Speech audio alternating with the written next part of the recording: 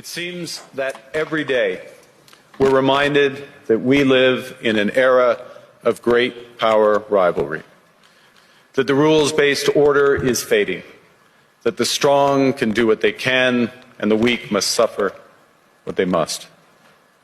And faced with this logic, there is a strong tendency for countries to go along to get along, to accommodate, to avoid trouble, to hope that compliance will buy safety.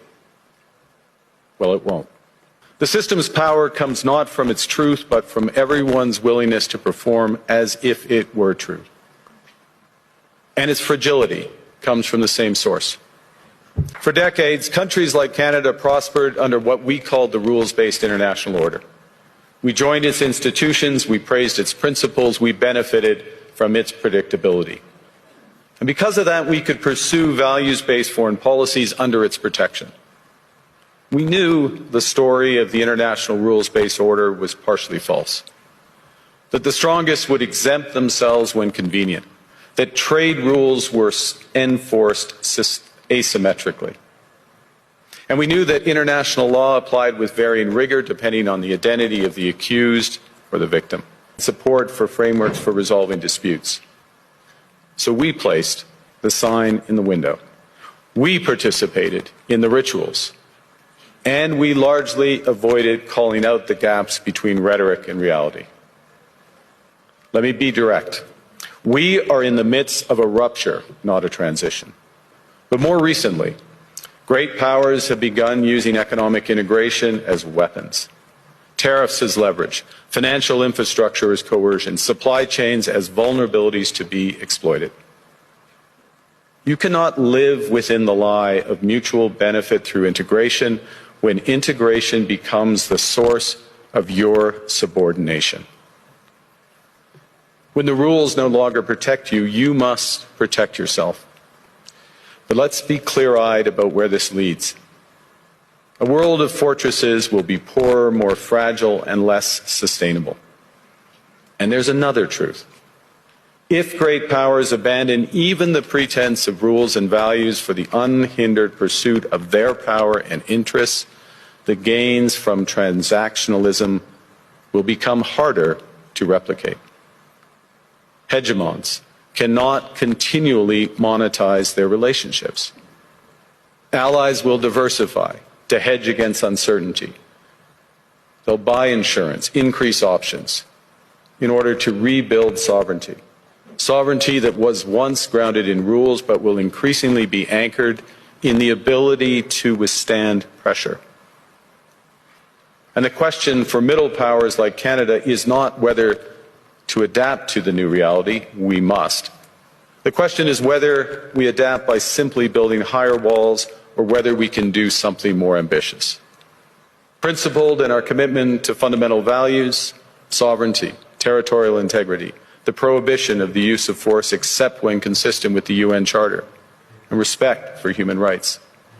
We actively take on the world as it is, not wait around for a world we wish to be.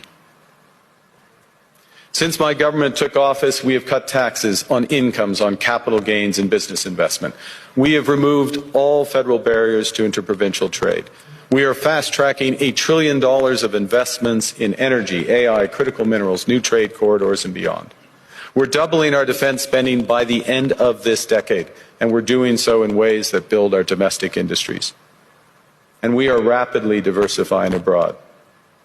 We've agreed a comprehensive strategic partnership with the EU, including joining SAFE, the European Defence Procurement Arrangements.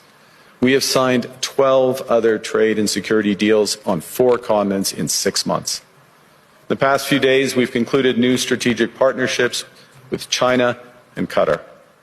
We're negotiating free trade pacts with India, ASEAN, Thailand, Philippines, and Mercosur.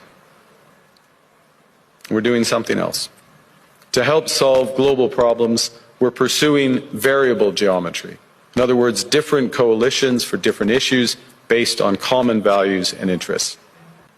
On Arctic sovereignty, we stand firmly with Greenland and Denmark and fully support their unique right to determine Greenland's future. On critical minerals, we're forming buyers' clubs anchored in the G7 so that the world can diversify away from concentrated supply. And on AI, we're cooperating with like-minded democracies to ensure that we won't ultimately be forced to choose between hegemons and hyperscalers. This is not naive multilateralism, nor is it relying on their institutions. It's building coalitions that work, issues by issue, with partners who share enough common ground to act together. I argue the middle powers must act together because if we're not at the table, we're on the menu. But I'd also say that great powers can afford for now to go it alone. They have the market size, the military capacity, and the leverage to dictate terms.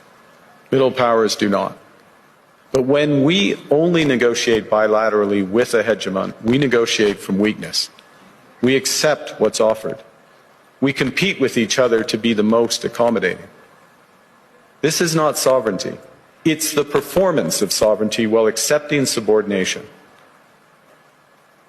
In a world of great power rivalry, the countries in between have a choice: compete with each other for favor, or to combine to create a third path with impact. Call it what it is: a system of intensifying great power rivalry where the most powerful pursue their interests using economic integration as coercion. When middle powers criticize economic intimidation from one direction but stay silent when it comes from another, we are keeping the sign in the window. It means building what we claim to believe in. Rather than waiting for the old order to be restored, it means creating institutions and agreements that function as described. And it means reducing the leverage that enables coercion. That's building a strong domestic economy. It should be every government's immediate priority. And diversification internationally is not just economic prudence, it's a material foundation for honest foreign policy, because countries earn the right to principled stands by reducing their vulnerability to retaliation. And we have something else. We have a recognition of what's happening and a determination to act accordingly. We understand that this rupture calls for more than adaptation. It calls for honesty about the world as it is. But we believe that from the fracture, we can build something bigger, better, stronger, more just. This is the task of the middle powers. The countries that have the most to lose from a world of fortresses and the most to gain from genuine cooperation. The powerful have their power. But we have something too. The capacity to stop pretending, to name reality, to build our strength at home, and to act together. That is Canada's path. We choose it openly and confidently, and it is a path wide open to any country willing to take it with us. Thank you very much.